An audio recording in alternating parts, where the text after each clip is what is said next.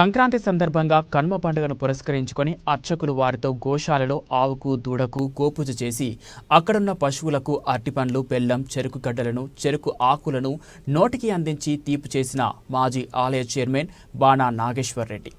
అనంతపురం జిల్లా తాడిపత్రి ఆవుల తిప్పేపల్లి గ్రామం దగ్గరలో రమణ మహర్షి ఆశ్రమంలో సంక్రాంతి సందర్భంగా కనుమ పండుగని పురస్కరించుకొని మాజీ ఆలయ చైర్మన్ బాణా నాగేశ్వర్ రెడ్డి కుటుంబ సమేతంగా కనుమ పూజా కార్యక్రమంలో భాగంగా గోశాలలో గోమాతలకు అర్చకులు వారితో ఆవు దూడకు పవిత్ర జలాలతో కాలి గెట్టెలకు కడిగి శుద్ధి చేసి నూతన వస్త్రాలు పూలమాల వేసి అర్చకుల వేద మంత్రాల మధ్య పూజ చేయడం జరిగింది. అనంతరం గోశాలలో గోవులకు పశువులకు అరటిపండ్లు బెల్లం చెరుకు గడ్డలను చెరుకు ఆకులను నోటికి అందించి నోరును తీపి చేయడం జరిగింది.